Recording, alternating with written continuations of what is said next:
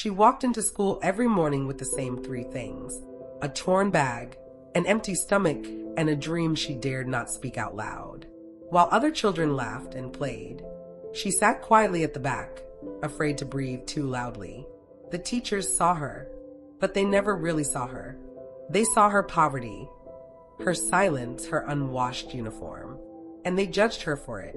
But here's what no one knew. That same girl would one day return, not as a student, not as staff, but as the owner of the school. This is the true story of Ameena, and how she turned her pain into power. Ameena was born into a forgotten corner of the world, a dusty, sun-scorched village where life was survival and dreams were a luxury. Her parents were farmers who earned barely enough to feed the family. Yet, they held on to one priceless belief. Maybe our daughter's future can look different if she gets an education. They enrolled her in the only government school in the area. It was supposed to be a blessing, but it turned into a daily dose of shame. Every mistake she made was shouted across the class. Every missed homework due to chores was met with a cane. Every pause in reading out loud, laughter. And when she asked for extra paper to write an essay, a teacher said, "You should ask for extra food, not paper. You're not meant for school."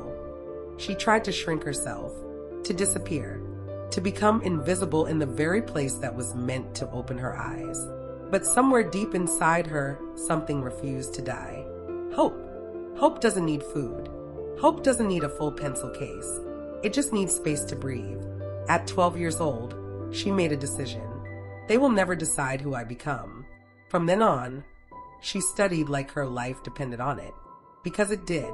She used discarded notebooks she found in bins. She borrowed textbooks from older cousins.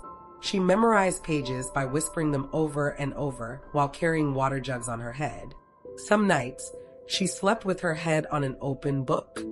Not from laziness, but because sleep stole her before she could finish. And when it came time for her final exams, she walked 5 kilometers barefoot just to write them. She passed, not with flying colors, but enough to be seen, enough to apply for a scholarship. The acceptance letter came on a Tuesday, a full ride to a city college. For the first time in her life, someone had said, "You belong." But city life was alien. The other students wore designer shoes. She didn't even own slippers. They spoke fluent English. She stumbled through hers. They had laptops. She borrowed time on the library computer, always watching the clock tick. She almost quit 3 times. But each time she looked at herself in the mirror and said, "I didn't come this far to come this far." She stayed, and she worked, harder than everyone else. She took on 3 part-time jobs, cleaning, typing assignments for others, and tutoring kids in slums on weekends. She graduated top of her class, then top of her state, and yet all she could think about was the dusty classroom in her village, where she had been told she would never be anything. With her first job paycheck, Ameena didn't buy a phone. She didn't buy clothes. She bought chalk and a blackboard. She returned to her village and set up her first learning center under a mango tree. 5 children joined, then 20, then 100. She started getting calls from nearby villages. "Can you help us too?"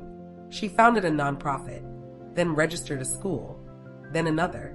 Over the next 10 years, her foundation built 37 schools across rural areas, all free, all inclusive.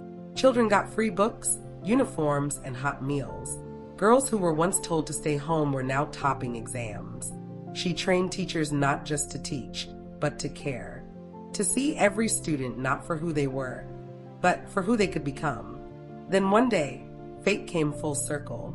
The same government school where Ameena had once been humiliated was now bankrupt, shut down, up for auction. The village murmured, "What will happen to the children now?" Ameena didn't hesitate. She bought the school, outright. No negotiations, no vengeance, just purpose. And when the old teachers saw her walk in, head held high, with a team of trained educators behind her, they finally saw what they had missed all those years ago. A girl with fire in her eyes and a future in her hands. On her first day as the new school owner, Ameena stood before the students and said, "This is no longer a place of shame. This is a home for dreamers. If anyone tells you you're too poor to matter, just smile and let your future speak louder than their doubt. Ameena's story is a reminder that your past does not define you. Your pain can become your platform. And when no one believes in you, believe anyway. Bullied by teachers. Now she owns the school. This is Real Tales Unfold. If you believe in rising above, subscribe for more true stories that inspire and ignite.